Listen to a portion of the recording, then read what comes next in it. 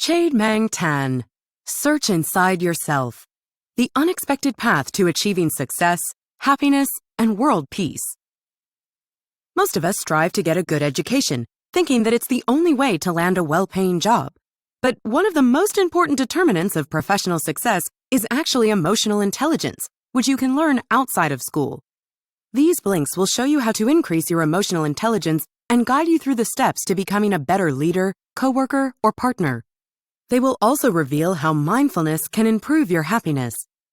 The basic principle behind the methodology is a three-step approach. You must first develop your capacity to direct your attention as you see fit, and here mindfulness meditation is very useful.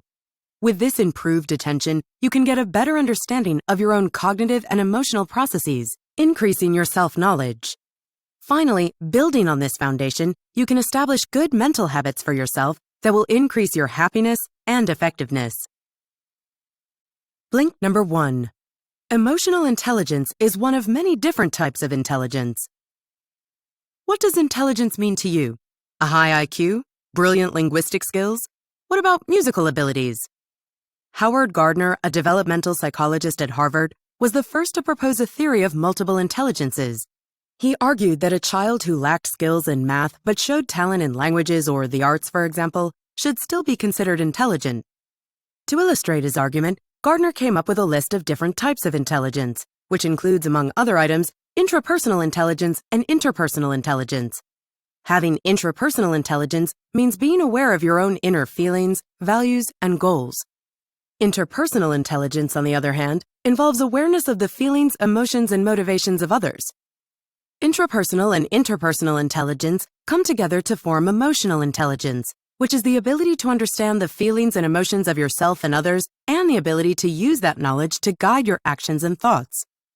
The author of the book Emotional Intelligence, Daniel Goleman, grouped emotional intelligence into 5 categories.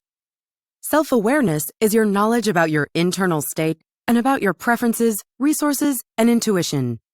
Self-regulation is the ability to control your impulses, resources, and state of mind. Motivation is the emotional ability to steer yourself toward your goals. Empathy is your awareness of others' feelings, needs, and concerns. And the final category is social skills, your ability to influence others. So, what are the benefits of emotional intelligence? Well, let's take a look at Bill Dwayne, an engineering manager, and how he used emotional intelligence training to improve his life. Through emotional intelligence training, Dwayne realized that he needed more time for himself and reduced his workdays to 4 a week. With one less day of work, he found the time to focus more on his well-being and became motivated to accomplish more while doing less. He became a better listener, learned how to regulate his temper, and to understand situations from different perspectives. As a result, Dwayne became a more effective manager, not only improving his life, but also the lives of those who worked for him. So, now you know what emotional intelligence is. Let's press on to see exactly how useful it can be in your day-to-day life. Blink number 2. With practice, emotional intelligence can drastically improve your work performance. Now that you know what emotional intelligence is, the next step is to learn how it can help you and how it can be improved. One advantage of developing your emotional intelligence is that it can lead to better work performance. For example, a higher level of motivation, one of the 5 categories of emotional intelligence, increases optimism, which in turn will improve your performance at work, as shown by a study conducted in the 1980s by American psychologist Martin Seligman. He found that in their first year of sales, optimistic insurance agents outperformed their pessimistic colleagues by 8%, and by 31% the following year. The study demonstrates that emotional competencies such as optimism can have a considerable effect on employee performance. Understanding and possessing emotional intelligence can also make you a better leader. A good example is the CEO of Delta Airlines, Gerald Grinstein, who was faced with the difficult task of cutting costs at work. Grinstein was tough, but due to his interpersonal skills, he was able to keep the loyalty and motivation of his employees high through this difficult period. He understood the importance of creating a positive working environment, restoring effective communication, and building trust. But if you don't naturally possess high emotional intelligence like Grinstein, don't fret.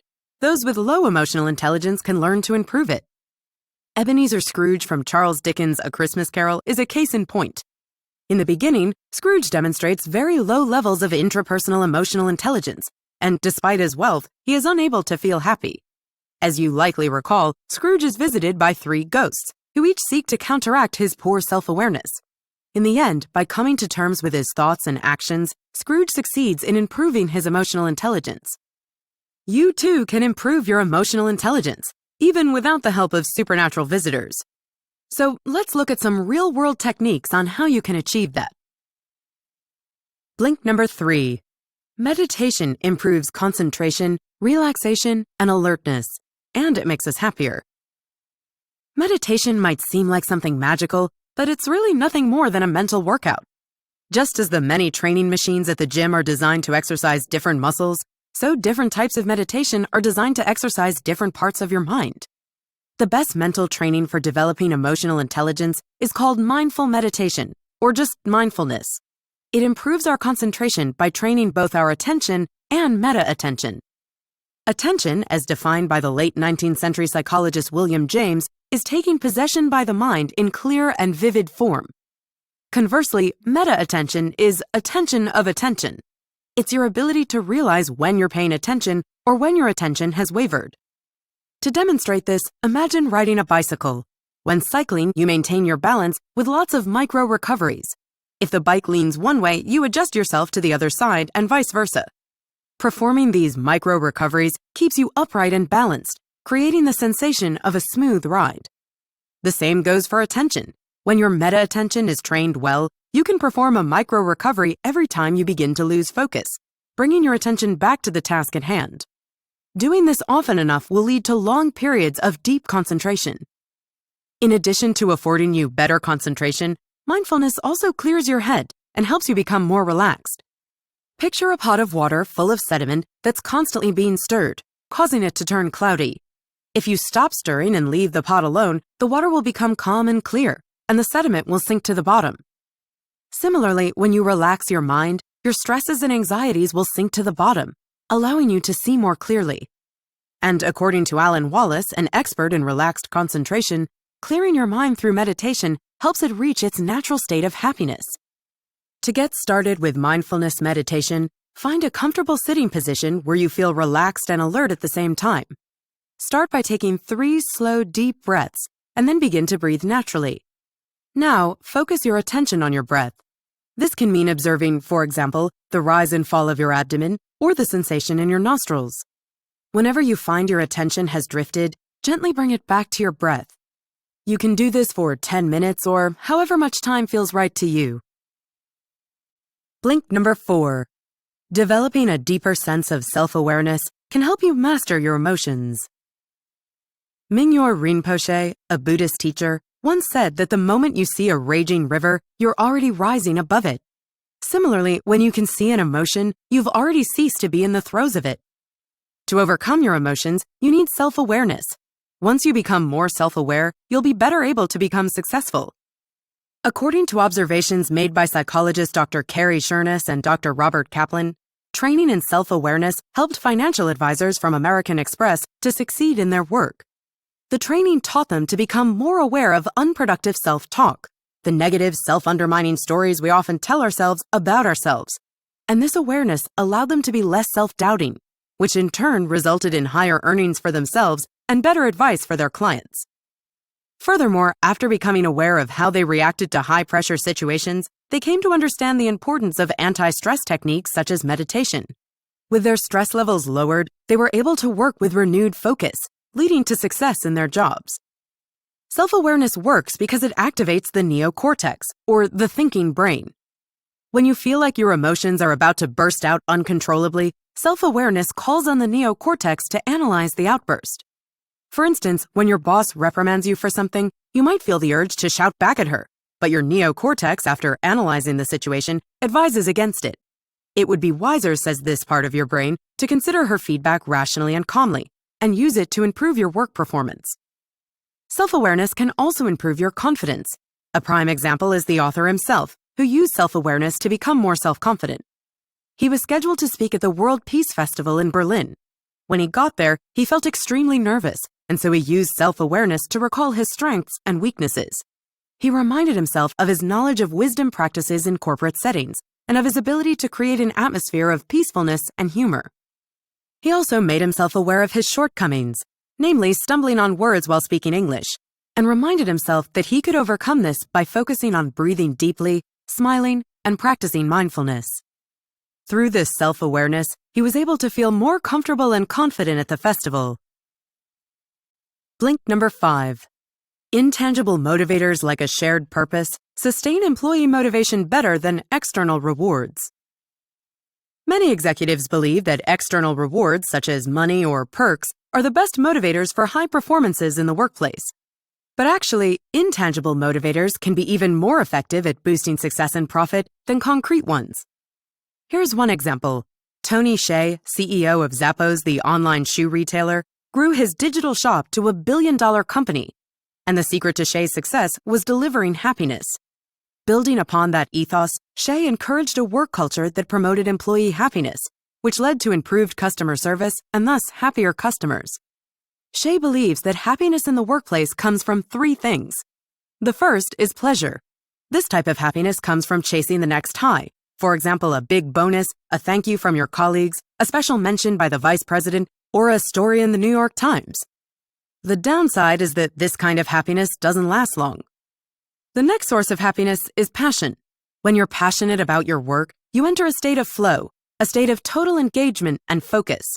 People have reported experiencing flow in a wide variety of activities, such as performing brain surgery, filing papers, and yes, meditation. Furthermore, passion, when compared to pleasure, is much more sustainable. Finally, according to Hsieh, happiness also comes from a higher purpose.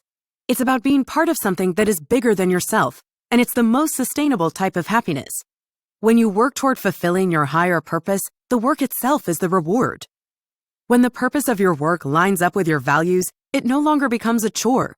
You know what they say, if you love what you do, you'll look forward to doing it every day. Just consider poet Norman Fisher, who loves his job so much that he doesn't consider it work. Even though Fisher is a renowned Zen teacher and often works more than Silicon Valley professionals, in his eyes, he's never worked a day in his life. Blink number 6. Empathy is useful in both personal and professional relationships. If you want to become skilled at drawing, you need to practice it.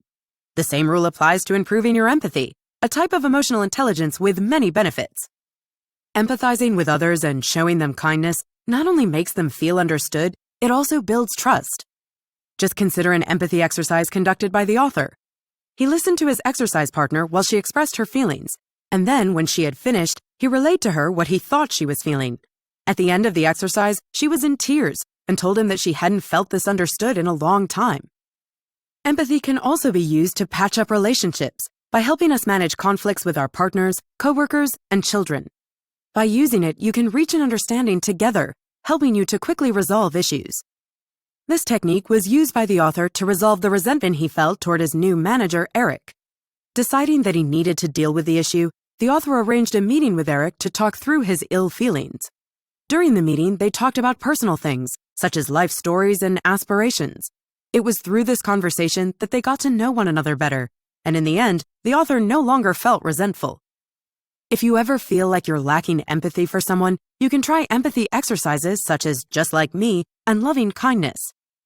Just Like Me asks you to imagine yourself in the other person's shoes and come to understand that they wish to be happy and loved just like you. The second exercise in empathy, Loving Kindness, requires you to meditate and have positive wishes for the other person.